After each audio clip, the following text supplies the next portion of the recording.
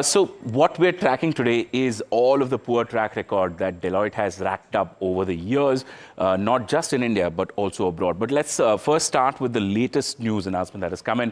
The NFRA, or the National Financial Reporting Authority of India, which is India's audit watchdog, has levied about a 2 crore fine on Deloitte. This is primarily because of lapses that NFRA found in Zee Entertainment's audits for FY19 and FY20.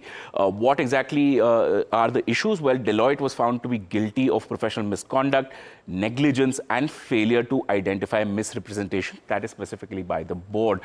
And this is why NFRA has come in and levied this penalty. It has also levied penalties on 2 specific auditors who are working on this case. Now, let's move forward and try and look at some of the other major cases where Deloitte has been involved. Well, one of the biggest ones is the IL&FS scandal in India. Back in 2018, if you remember, this was the largest financial sector scandal that happened in India. And of course, Deloitte was in the center of it all. According to what we know from information is that Deloitte was accused of window dressing IL&FS's books. And this was done primarily to retain the high ratings that IL&FS enjoyed because it was such a large lender. Deloitte has also been accused of failing to flag glaring financial irregularities.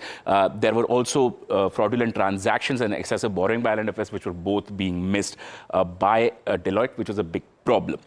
Let's take a look at what exactly has happened after that, or before that actually, in multiple continents across the world where Deloitte has been found to be lacking. The first of which is the one that happened in UK, where the Financial Reporting Council, or the FRC, which is the audit watchdog in the UK, fined £15 million.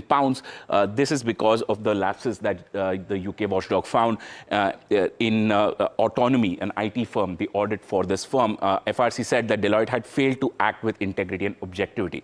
Another important case was one in China, where Huarong Asset Management Co., where again Deloitte was the auditor, and there again they found material lapses, $30.8 million fine on Deloitte because of that.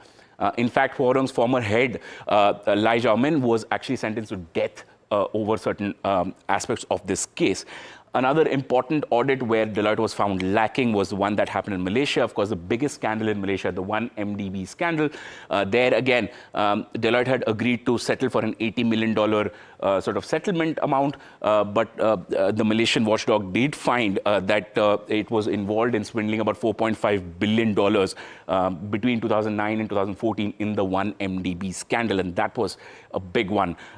For our viewers, another important case where Deloitte was found to be lacking was the one in the United States of America, where mortgage lender Taylor, Bean and Whitaker was one of the firms that Deloitte had audited. There again, Deloitte had paid $149 million settlement amount to get out of the case. Again, highlighting the poor track record that Deloitte holds.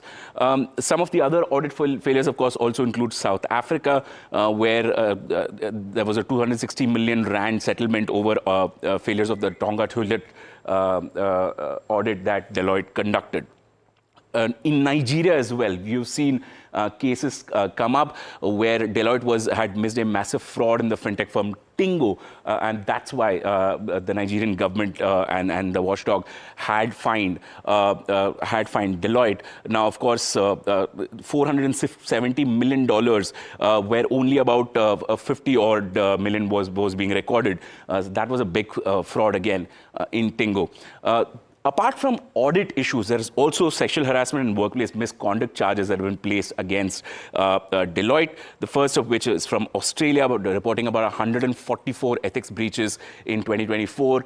This includes cases of bullying and harassment in Australia, as well as in UK, where 20 partners were terminated over 4 years for inappropriate behavior, including sexual harassment.